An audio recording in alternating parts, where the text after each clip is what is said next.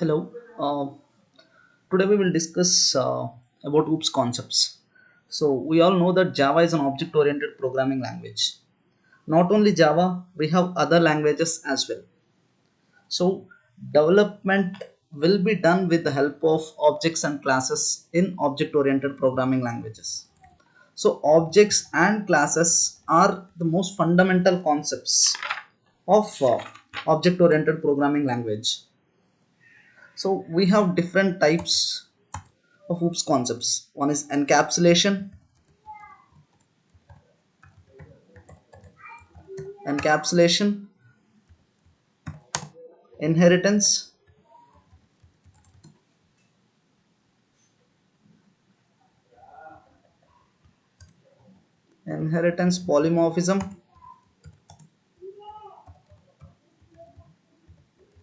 polymorphism, and abstraction.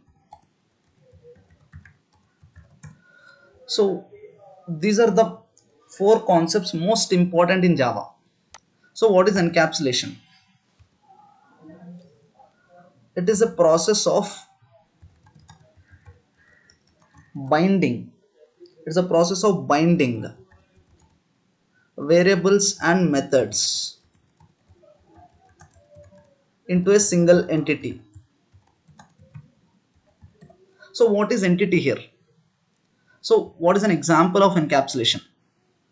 Where do we bind variables and methods? So the example of encapsulation is a class.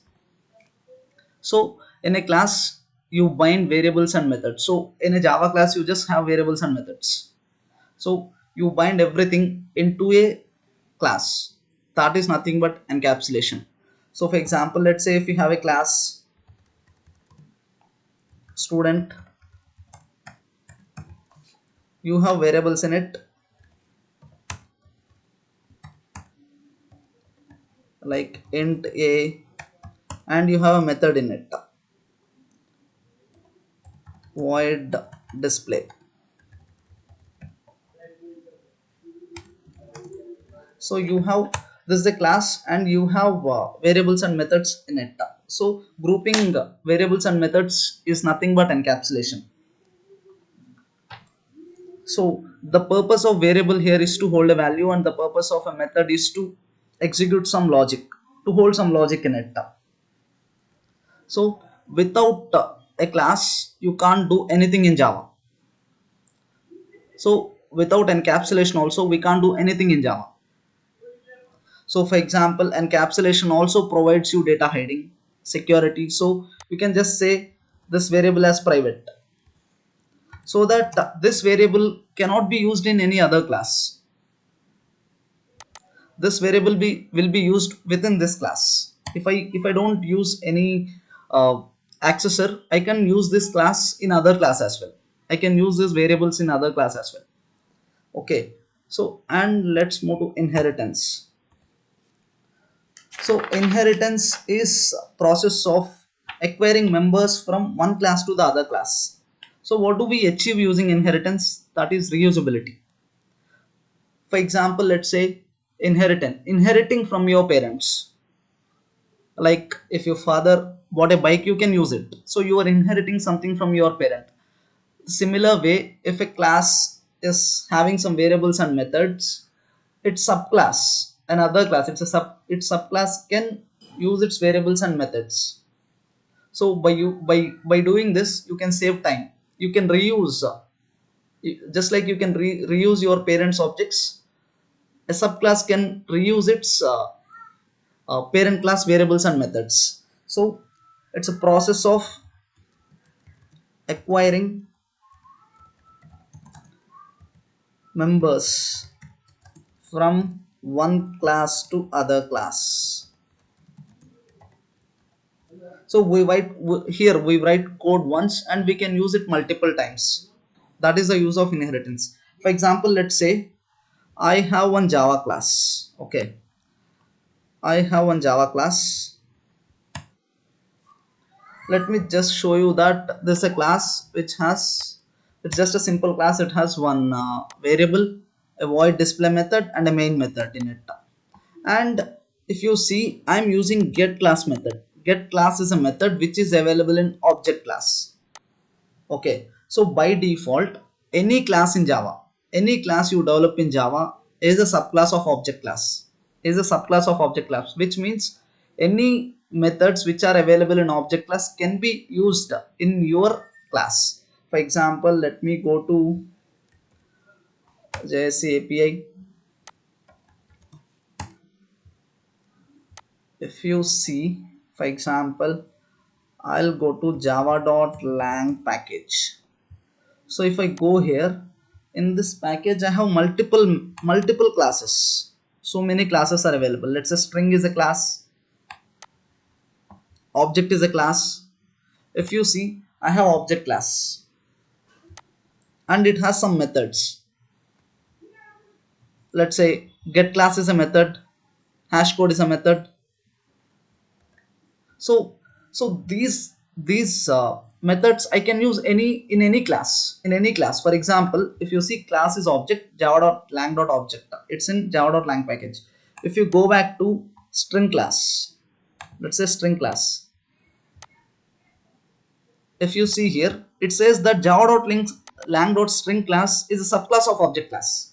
So even if you use or you don't use, every class in Java follows inheritance.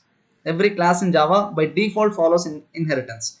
In my example, if you see I'm not using anything. I'm not using saying that extends java.lang.object class, but I'm using its method. Get class is a method from object class. I'll just execute it.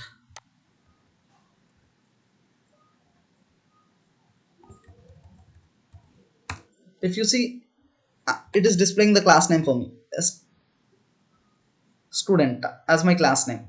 Let me try to use extends. So using extends keyword, I can use my parents class variables and methods. So I'll say java.lang.object, and now I'll run this.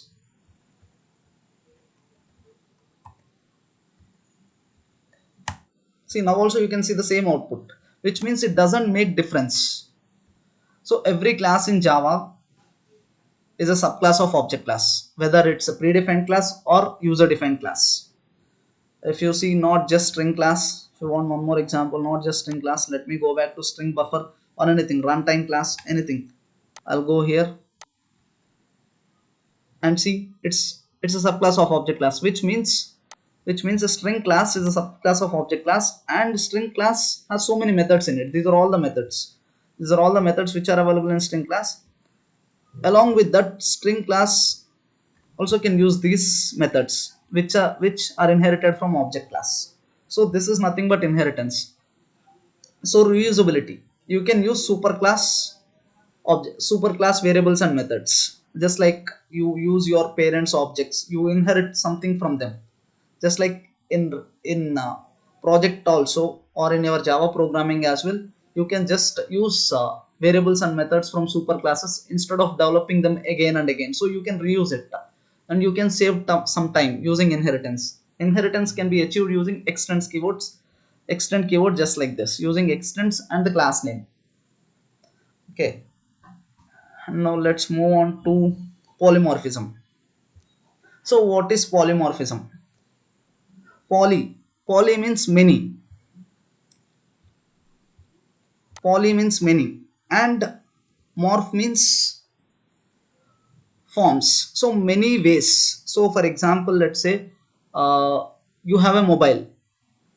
Using mobile you can do multiple things. It's a single object, but you can do multiple things, like you can play games, you can call, you can text. That way you can do multiple things. So in the same way, polymorphism also is something like we can achieve flexibility. So if you have a single entity, you can use it multiple ways. So for example, let's say I'll show you one method. uh,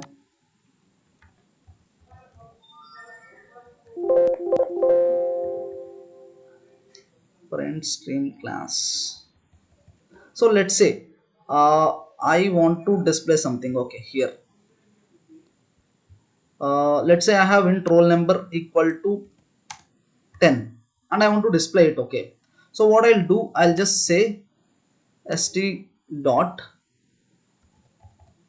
roll number.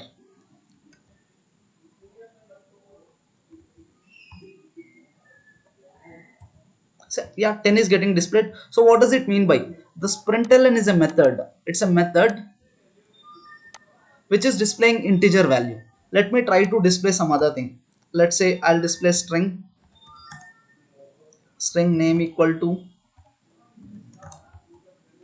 abc. I'll just say abc, which means I have declared one more variable, and I'll say that let me display that as well.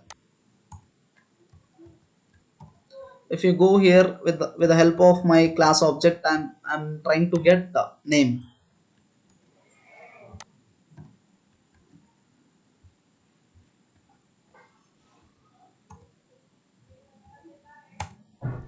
See, you are able to use println method to display integer value, string value. You can display a long value, you can display an object, anything. So which means println is a single method, but you can use it multiple ways. So so that is called polymorphism. So you can use it in multiple ways. That is polymorphism. If you go to print string class, let me print string class.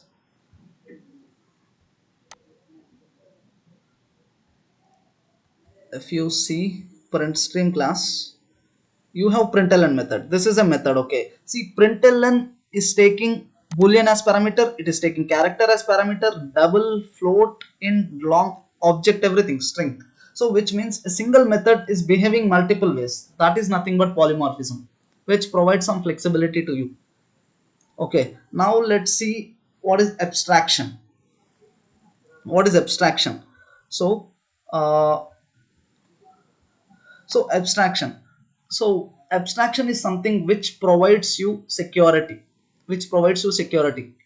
Let's say something you hide from your parents as well, in the same way. But you tell something to your parents, and you might hide something from your parents. The same way, even in Java also, it gives you something and it hides you something. So for example, let's say, uh, yeah, println is a method which is developed by Java, Sun Microsystems. It isn't developed by me, or it isn't developed by anybody. It is developed by Sun Microsystems. And what, as I told earlier, a method contains some logic in it. We don't know what is the logic available in println method. We just know how to use it. Which means Java is doing some abstraction here. It is hiding some data, and it is giving us the only data which we need, but we don't need what is the logic available in this. By doing this, they are doing abstraction here, and they are providing security to their logic. And this is abstraction. If you go here, for example, as we used here, we used get class method earlier here. So get class is displaying the class name to me, but I don't know the logic which is written by Java people or Sun Microsystem. I just want to know how to use it. That's what I just want to know, how to use it. But I don't mind what is the language they are using, or what is the logic they are using in that method. That is nothing but abstraction. So so in Java we need these four concepts. So without these four concepts, we can't develop anything in Java. So for example, inheritance is coming by default. Any class you develop, it extends object class. Encapsulation, so it is nothing but a class. Example of encapsulation is a class.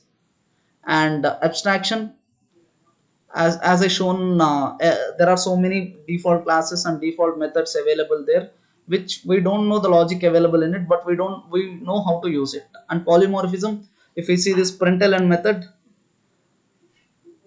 it is a single method, but we can use it in multiple ways. That is nothing but polymorphism. See, the Java people, while developing their own API itself, they are using all the oops concepts here. Hope you understood all the oops concepts. Thank you.